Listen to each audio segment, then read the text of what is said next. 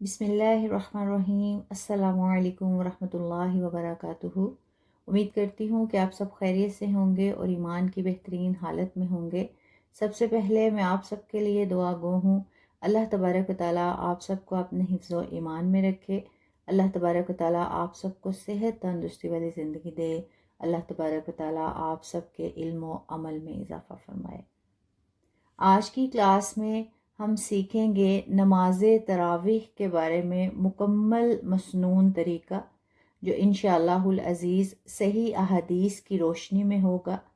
نماز تراویح کے بارے میں مکمل معلومات حاصل کرنے کے لیے ہمیں سب سے پہلے اس بات کو سمجھنا بے حد ضروری ہے کہ نماز تراویح ہے کیا، اس کا معنی کیا ہے، یہ کیوں ادا کی جاتی ہے، کیا نماز تراویح فرض نماز ہے یا نفلی نماز شمار کی جاتی ہے، اور نماز تراویح کی کتنی رکعات ادا کرنے کا حکم ہمیں احادیث نبوی صلی اللہ علیہ وآلہ وسلم سے ملتا ہے۔ انشاءاللہ العزیز میں اپنی پوری کوشش کروں گی کہ صحیح احادیث کی روشنی میں دلائل کے حوالہ جات بیان کرتے ہوئے آسان الفاظ میں آپ کو سکھا سکوں۔ ربی یسر ولا تعسر وتمم بالخیر وبک نستعین، نحمدہ ونصلی علی رسولہ الکریم، اما بعد فاعوذ باللہ من الشیطان الرجیم، بسم اللہ الرحمن الرحیم۔ سب سے پہلے ہم یہ جانیں گے کہ نماز تراویح کیا ہے اور کیوں ادا کی جاتی ہے۔ نماز کا الحمدللہ ثم الحمدللہ، جیسے آپ سب کو پتہ ہے کہ ہماری پنجگانہ عبادت، جو 5 وقت ہم عبادت کرتے ہیں، اس کو نماز کا نام دیا گیا ہے، نماز تراویح۔ بالکل اسی طرح نماز تراویح یعنی تراویح کی نماز۔ تراویح کہتے کسے ہیں؟ تراویح رمضان کے مہینے میں عشاء کی نماز کے بعد وتر سے پہلے وہ 20، 8 یا 12 سنت رکھتے جو عموماً جماعت کے ساتھ ادا کی جاتی ہیں، تراویح کہلاتی ہیں۔ یہ 2-2، 4-4 کر کے ادا کی جاتی ہیں۔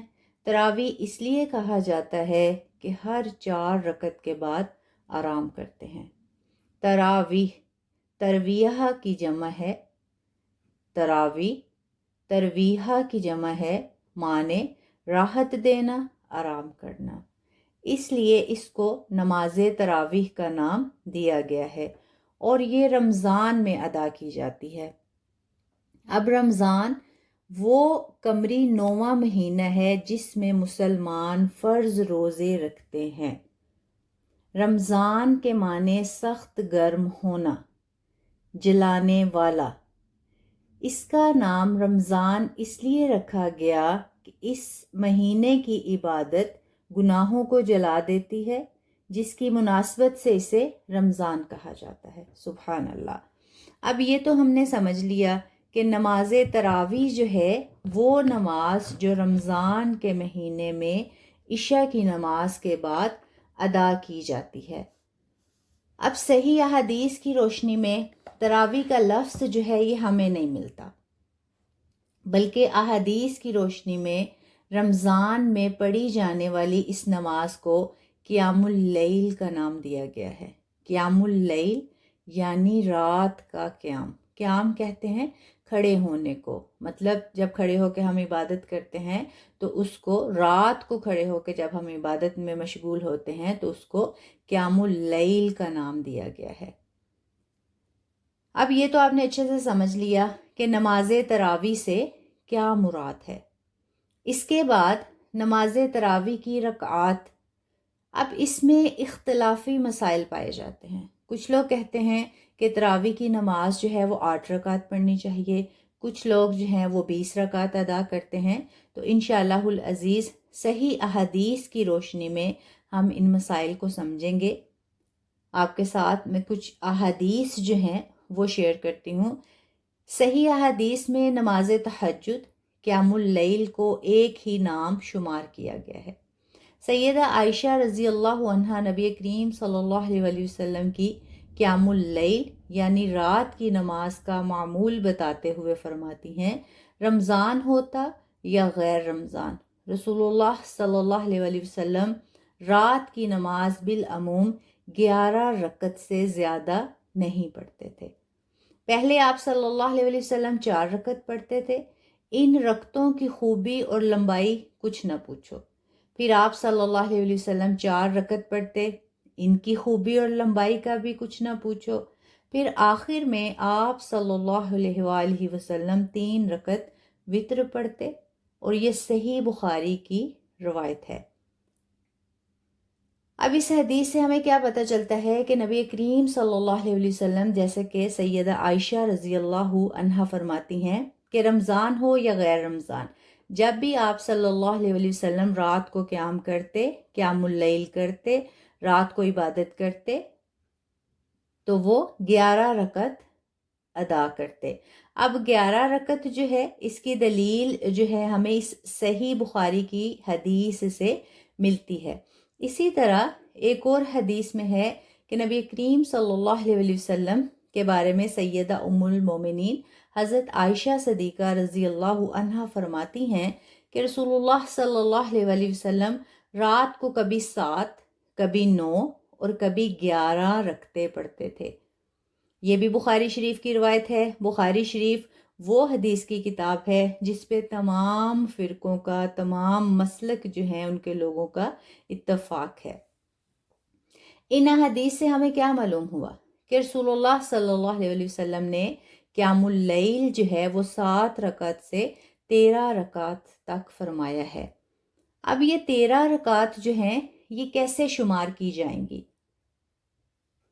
قیام اللیل کی 13 رکعت جو ہیں، اگر 8 رکعت ہم تراویح پڑھتے ہیں یعنی قیام اللیل، اور 3 وتر اس کے بعد ادا کیے جائیں، تو یہ 13 رکعت جو ہے مکمل ہو جاتی ہیں۔ اب صحیح حدیث کی روشنی میں ہمیں یہ تو پتہ چل گیا کہ قیام اللیل جو ہے، بے شک وہ رمضان میں ہم رات کی نماز جو ہے ادا کرتے ہیں، یا عام دنوں میں تہجد جو ہے اس میں ہم قیام اللیل کرتے ہیں۔ نبی کریم صلی اللہ علیہ وسلم کے بارے میں جیسے کہ سیدہ عائشہ رضی اللہ عنہا فرماتی ہیں کہ رمضان ہو یا غیر رمضان، آپ صلی اللہ علیہ وسلم 11 رکعت قیام اللیل جو ہے وہ ادا کرتے تھے۔ یہ تو ہمیں صحیح احادیث سے دلیل مل گئی۔ اب اس کے بعد جو اختلاف ہے، جو کچھ ایسے مسلک ہیں جو 20 رکعت جو ہیں وہ نماز تراویح جو ہے وہ ادا کرتے ہیں، اور جیسے کہ حرم شریف میں بھی 20 رکعت نماز تراویح جو ہے وہ ادا کی جاتی ہے، تو 20 رکعت نماز تراویح کی اسناد بھی موجود ہیں۔ اس کی اسناد بھی ہمیں جو ہے احادیث سے ملتی ہیں۔ اگر آپ 20 رکعت بھی پڑھتے ہیں تو وہ بھی درست ہوگا، اگر آپ 8 پڑھتے ہیں تو وہ بھی درست ہوگا۔ رسول کریم صلی اللہ علیہ وسلم نے 3 راتیں قیام رمضان کرانے کے بعد لوگوں سے فرمایا تم اپنے گھروں میں پڑھا کرو۔ امام زہری فرماتے ہیں کہ رسول اللہ صلی اللہ علیہ وسلم کی وفات کے بعد بھی یہی طریقہ جاری رہا۔ سیدنا ابو بکر صدیق رضی اللہ عنہ کی خلافت اور سیدنا عمر فاروق رضی اللہ عنہ کے ابتدائی دور میں بھی اسی پر عمل ہوتا رہا۔ پھر سیدنا عمر فاروق رضی اللہ عنہ ایک امام کے پیچھے پڑھنے کا طریقہ جو رسول اللہ صلی اللہ علیہ وسلم سے ثابت تھا کہ آپ صلی اللہ علیہ وسلم نے اپنی زندگی میں یہ کام کیا تھا، بوجہ خوف فرضیت کے آپ صلی اللہ علیہ وسلم نے پورے رمضان اختیار نہیں فرمایا تھا۔ سیدنا عمر فاروق رضی اللہ عنہ نے یہ کام جاری فرمایا۔ یہ بھی صحیح بخاری کی روایت ہے۔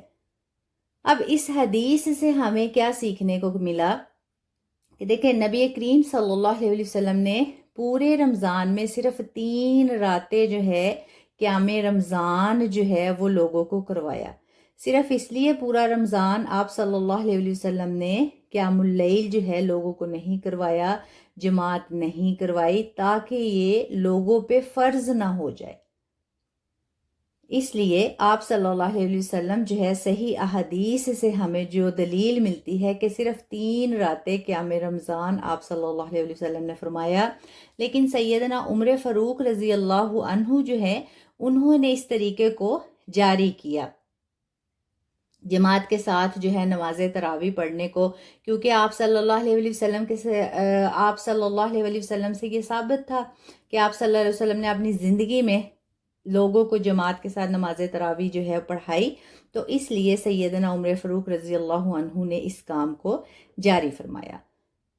اب ہم پہ واضح کیا ہوا کہ اس طریقے پر صحابہ کرام رضوان اللہ علیہم اور ان کے بعد ساری امت کا عمل رہا۔ اب دیکھیں، آپ صلی اللہ علیہ وسلم نے جماعت کروائی، اس کے بعد پھر سیدنا عمر فاروق رضی اللہ عنہ جو ہے انہوں نے جماعت کروائی۔ اسی طرح جو صحابہ کرام رضوان اللہ علیہم ہیں اور ان کے بعد ساری امت کا یہ عمل رہا۔ جس چیز کو صحابہ کرام رضوان اللہ علیہم کی مجموعی تائید حاصل ہو جائے وہ بدعت نہیں ہوا کرتی۔ تو اس سے ہمیں کیا پتہ چلا کہ نماز تراویح جو ہے وہ جماعت کے ساتھ بھی ادا کی جا سکتی ہے اور گھر میں بھی پڑھی جا سکتی ہے۔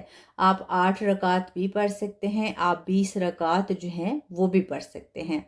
اب جس چیز کو صحابہ کرام رضوان اللہ علیہم کی مجموعی تائید حاصل ہو جائے، اور جیسے کہ سیدنا عمر فاروق رضی اللہ عنہ خلفائے راشدین رضی اللہ عنہم میں سے ہیں، جن کی سنت اختیار کرنے کا حکم جو ہے خود نبی کریم صلی اللہ علیہ وسلم فرما گئے ہیں، تو اس لیے یہ کام جو ہے یہ اس پہ عمل کیا جائے گا۔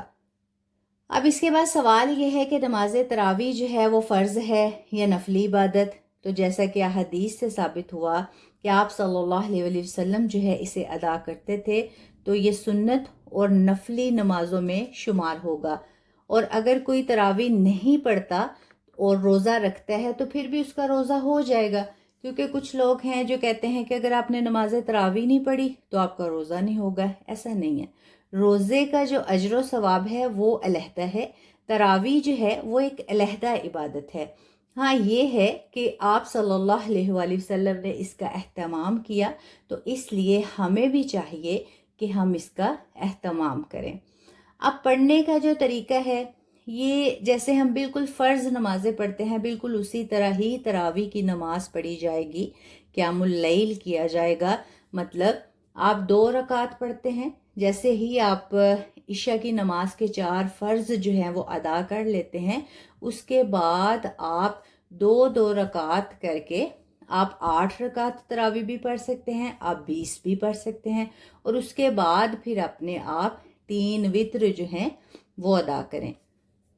اب اس کا طریقہ جو ہے ادا کرنے کا عام جیسے ہم فرض نماز پڑھتے ہیں بالکل اسی طرح ہی نماز تراویح پڑھی جائے گی۔ عموماً اس میں قرآن کریم جو ہے وہ مکمل کیا جاتا ہے، جیسے کہ آپ کو بھی پتہ ہے تمام مساجد میں الحمدللہ ثم الحمدللہ رمضان المبارک میں دورہ قرآن کریم جو ہے وہ مکمل کیا جاتا ہے۔ لیکن اگر آپ مسجد نہیں ادا کر سکتے اور گھر میں آپ نماز تراویح ادا کر رہے ہیں اور پورا قرآن کریم جو ہے اگر آپ اس کے حافظ نہیں ہیں، حافظہ نہیں ہیں، تو آپ قرآن کریم جو ہے وہ اپنے سامنے رکھ کے سائیڈ پہ جو ہے آپ ایک ٹیبل رکھ لیں، اور جیسے ہی آپ اپنی سورۃ الفاتحہ جو ہے اس کی تلاوت کرنے کے بعد قرآن کریم کا جو حصہ آپ ایک پارہ پڑھنا چاہتے ہیں، آدھا پارہ پڑھنا چاہتے ہیں، تو آپ وہ پڑھ کے اپنا قرآن کریم سائیڈ پہ ٹیبل پہ رکھ کے رکوع و سجود کرنے کے بعد دوبارہ جب آپ قیام میں آئیں گے تو آپ دیکھ کے قرآن کریم پڑھ سکتے ہیں۔ ایسے بھی قبولیت ہو جاتی ہے۔ ہاں وہ لوگ جو قرآن کریم نہیں پڑھ سکتے یا جنہیں صحیح سے پڑھنا نہیں آتا، تو ان کے لیے بہترین جو عمل ہے وہ یہ ہے کہ جب آپ نماز تراویح کی پہلی رکعت پڑھیں، سورۃ الفاتحہ کے بعد جب ہم سورۃ الاخلاص پڑھتے ہیں، قل هو اللہ احد جب ہم پڑھتے ہیں، تو وہ آپ ایک دفعہ پڑھنے کی بجائے 3 دفعہ پڑھیں۔ ٹھیک ہے، مطلب آپ نے نماز تراویح کی پہلی رکعت میں 3 دفعہ پڑھا سورۃ اخلاص کو، اور دوسری رکعت میں پھر 3 دفعہ پڑھا، تو یہ آپ کی 2 رکعت میں 6 دفعہ سورۃ اخلاص جو ہے وہ ہو گئی۔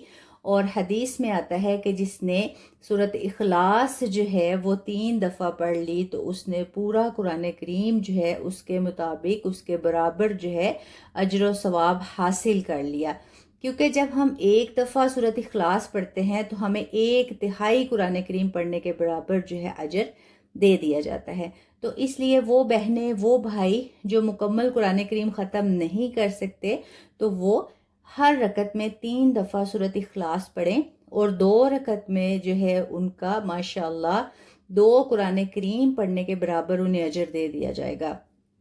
اور سوچیں کہ جب آپ 2 رکعت میں 2 دفعہ قرآن کریم ختم کر رہے ہیں، تو اسی طرح جب دوسری میں پھر آپ 6 دفعہ سورۃ اخلاص پڑھیں گے تو پھر آپ کے 2 قرآن کریم، پھر تیسری دفعہ پھر 2 قرآن کریم، پھر اس کے بعد جب آپ پڑھیں گے پھر 2 قرآن کریم، تو سوچیں کہ کتنے قرآن کریم پڑھنے کا آپ کو اجر و ثواب جو ہے وہ اللہ تبارک و تعالیٰ عطا فرمائیں گے۔ اور ویسے بھی عام دنوں میں جب ہم قرآن کریم پڑھتے ہیں، کوئی بھی نیکی کرتے ہیں، جیسے قرآن کریم کے 3 لفظ ہیں الف لام میم، ٹھیک ہے، حروف مقطعات ہیں۔ اگر ہم پڑھتے ہیں الف تو ہمیں 10 نیکیاں دی جاتی ہیں، الف لام 20 نیکیاں ملتی ہیں، الف لام میم 3 حرف جب ہم نے قرآن کریم کے پڑھے تو ہمیں 30 نیکیاں۔ لیکن رمضان المبارک میں اللہ تبارک و تعالیٰ کی رحمتیں، برکتیں، فضیلتیں جو ہیں بے شمار جو ہے ہم حاصل کر سکتے ہیں، کیونکہ رمضان کریم میں اللہ تبارک و تعالیٰ نے اس کا جو اجر و ثواب ہے اس کو بڑھا دیا۔ مطلب اگر ہم جو ایک لفظ پڑھتے تھے اس کا ہمیں 10 نیکیاں ملتی تھی، لیکن رمضان المبارک میں جب ہم ایک حرف پڑھتے ہیں تو وہ 70 گنا زیادہ، 70 سے بھی آگے، کہ جس کا کوئی ہم اندازہ ہی نہیں لگا سکتے، اتنا اجر و ثواب ہمیں دیا جاتا ہے۔ تو اس لیے کوشش کریں کہ 8 تراویح جب آپ پڑھیں، ہر رکعت میں 3 دفعہ سورۃ اخلاص جو ہے اس کی تلاوت کر لیں۔ اور بہتر تو یہ ہے کہ اگر آپ قرآن کریم پڑھیں تو وہ سب سے افضل ہے، لیکن اگر آپ کو صحیح سے قرآن کریم کی ادائیگی نہیں آتی تو بہتر ہے کہ جو آپ کو صورتیں زبانی یاد ہیں، اور ان صورتوں میں سے بہترین صورت جو ہے وہ سورۃ اخلاص جو ہے یہ پڑھی جائے، کیونکہ جب ہم ایک دفعہ سورۃ اخلاص پڑھتے ہیں، جیسے کہ میں پہلے بھی عرض کر چکی ہوں کہ ہمیں 1/3 قرآن کریم پڑھنے کے برابر اجر دیا جاتا ہے، اور جب ہم 3 دفعہ سورۃ اخلاص پڑھتے ہیں تو ہمیں مکمل 1 قرآن کریم پڑھنے کے برابر اجر دے دیا جاتا ہے۔ اب اس کے بعد سوال یہ ہے کہ کچھ لوگ کہتے ہیں کہ اگر ہم پورا قرآن کریم جو ہے وہ نہ پڑھیں، کیا قرآن کریم پڑھنا جو ہے وہ ضروری ہے؟ تو دیکھیں، سب سے پہلی بات تو قرآن کریم میں ارشاد باری تعالیٰ ہے، ان اللہ یرید بکم الیسر ولا یرید بکم العسر، اللہ تمہارے ساتھ آسانی چاہتا ہے، تنگی نہیں چاہتا۔ ایک اور مقام پر قرآن کریم کی آیت ہے، لا یکلف اللہ نفسا الا وسعها، کہ اللہ تعالیٰ کسی شخص کو اس کی برداشت سے زیادہ تکلیف نہیں دیتا۔ اب ان آیات سے صاف ظاہر ہوتا ہے کہ اللہ تبارک و تعالیٰ رحیم و کریم ہے اور اپنے بندے کے لیے آسانی چاہتا ہے، اور اسی کی دلیل جو ہے آپ صلی اللہ علیہ وآلہ وسلم خاتم النبیین، سید المرسلین، سیدنا محمد رسول اللہ صلی اللہ علیہ وآلہ وسلم کی حدیث سے بھی ملتی ہے کہ آپ صلی اللہ علیہ وسلم نے پورا رمضان جو ہے جماعت کے ساتھ قیام نہیں فرمایا کہ لوگوں پر فرض نہ ہو جائے۔ تو آپ صلی اللہ علیہ وسلم نے بھی آسانی کا ارادہ فرمایا۔ تو ان آیات و حدیث مبارکہ سے کیا ثابت ہوا کہ ہم اپنی آسانی کے مطابق یہ عبادت کر سکتے ہیں۔ اس میں کوئی قید نہیں کہ آپ نے 20 ہی پڑھنی ہے، آپ نے 8 ہی پڑھنی ہے، جتنی آپ کو میسر ہوں، آپ کی صحت اجازت دے، آپ کے پاس اگر وقت میسر ہے، اپنی جو ہے آسانی کے مطابق یہ عبادت کر سکتے ہیں۔ امید کرتی ہوں کہ نماز تراویح سے متعلق تمام سوالات کے جوابات جو ہیں آپ کو مل گئے ہوں گے۔ پھر بھی اگر کوئی سوال ہے تو آپ ویڈیو کے نیچے بھی کمنٹ کر سکتے ہیں، اور واٹس ایپ گروپ میں بھی جو ہے آپ سوال کر سکتے ہیں، انشاءاللہ فارغ اوقات میں آپ کو جواب دے دیا جائے گا۔ ابھی کے لیے مجھے اجازت دیں، دعاؤں میں یاد رکھیے گا۔ جزاکم اللہ خیر۔ سبحان ربک رب العزت عما یصفون وسلام علی المرسلین والحمد للہ رب العالمین وما علینا الا البلاغ المبین، آمین یا رب العالمین۔